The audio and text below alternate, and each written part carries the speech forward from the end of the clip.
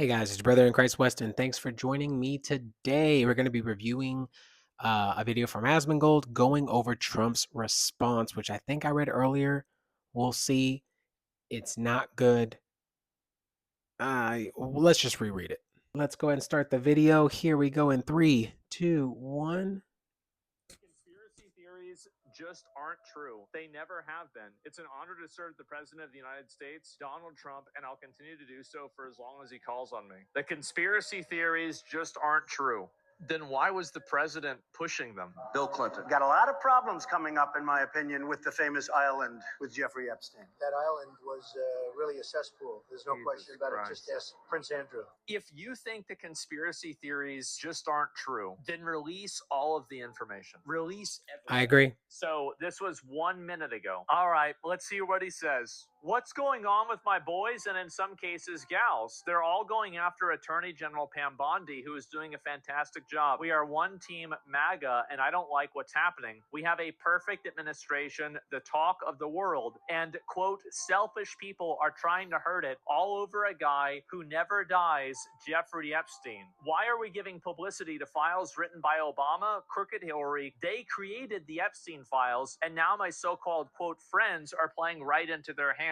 Why didn't these radical left lunatics release the Epstein files? If there was anything in there that could have hurt the MAGA movement, why didn't they use it? We're saving our country and It's a good making point. America great again. Kash Patel and the FBI must be focused on investigating voter fraud, political corruption, arresting thugs and criminals instead of spending month after month looking at nothing but the old radical left inspired documents on Jeffrey Epstein. Let Pam Bondi do her job. She's great. 1 year ago, our country was dead, and now it's the hottest country anywhere in the world. Let's keep it that way and not waste time and energy on Jeffrey Epstein, somebody that nobody cares about. Thank you for your attention to this matter. I don't think you should be saying thank you because I have a lot of attention for this matter. I have a lot of attention. If it was all a cover-up, we need a public apology by Trump to Bill Clinton and Prince Andrew. How the fuck are you going to go and say Whew, that a former that's true. president was a fucking rapist pedophile with no evidence? You're finally president, and then you say it doesn't exist? And you don't even offer and correct yourself? If he doesn't solve this in some way or another, this is going to completely tarnish his entire reputation. The Democrats wrote the Epstein shit? Yeah. To act like the Democrats made all of this stuff up, then why was Bill Clinton and a bunch of other people like Bill Gates implicated in it? These are people who are oppositional to you. So why would the Democrats go and make up a bunch of stuff that implicates a bunch of their own people? Where's the proof? Yeah, they've got to post everything about this. They do. That's crazy. I think this is ridiculous. And there you have it. I absolutely 1000% agree. This is what we were talking about, right? We were talking about that there needs to be this.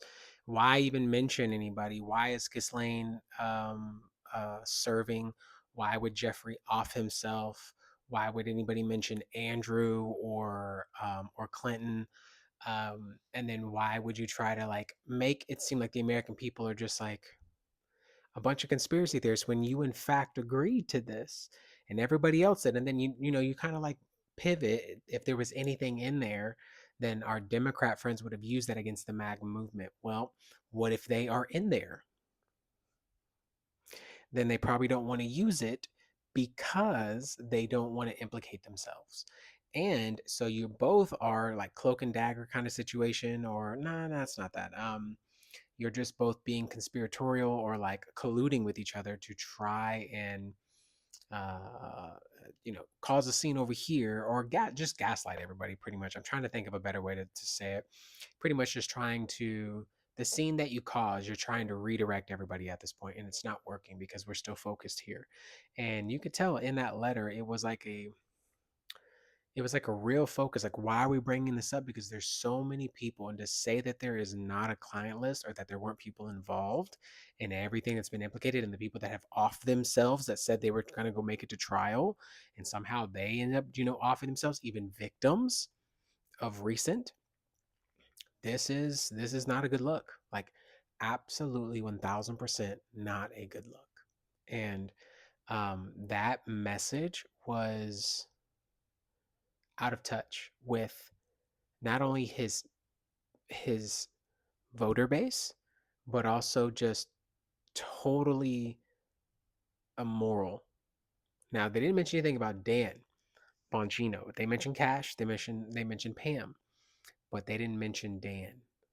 And um, I wonder that there's a division there. There's a division of like Dan's upset about how things are happening. Okay, well then, I said yesterday that they all would have to go. Dan, Cash, Pam, even Trump. Be like, you got to go, dude. If you're dropping the ball on this is still pushing, perpetrating, colluding with, saying it's okay. You're allowing these things to happen without justice being served. Nobody is coming to justice. Nobody will be penalized. Nobody's gonna get what they publicly deserve because of what they've done privately. It's a bad case through and through. So, um, yeah, man. I don't know. I don't know what to think, but I know that that message was not a good message, and it could have been better. Could have been far better. Could have been just more revealing. Like Asman said, didn't release everything. If there's nothing, release it all, but don't release it redacted with black line, black line, black line. Like, don't do that. Don't do that, because that just tells us, oh, there is stuff.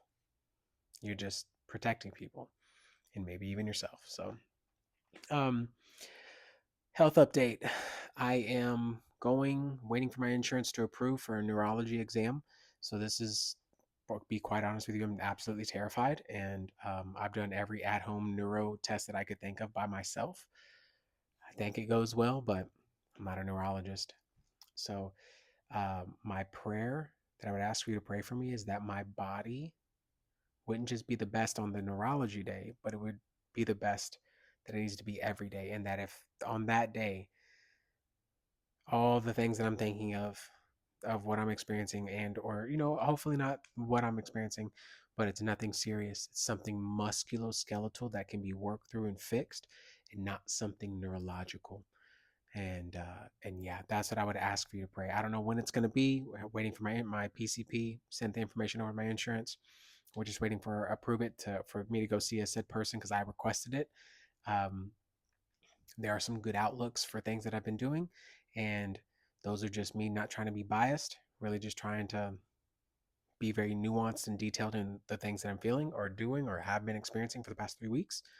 And yeah, so everything leans towards musculoskeletal issues, scapular issues, the way my whole situation happened. Um, I've never dealt with anything neurological, so I am scared. It's the best way I could put it. I'm scared, and I'm just in a lot of prayer. And I would ask that you would pray the Lord to heal my body. Not only that, but to give me peace and to let me crush my neuro exam, like to be drilled upon everything and to say, you know what, we did extensive, and this is what we believe it to be, and it'll be everything that I researched. And it reveals in my body of what it would be, something that's not serious, something that can be fixed, something that is reversible in the sense of just like musculoskeletal stuff like that. Thanks, guys. I'll see you in the next one.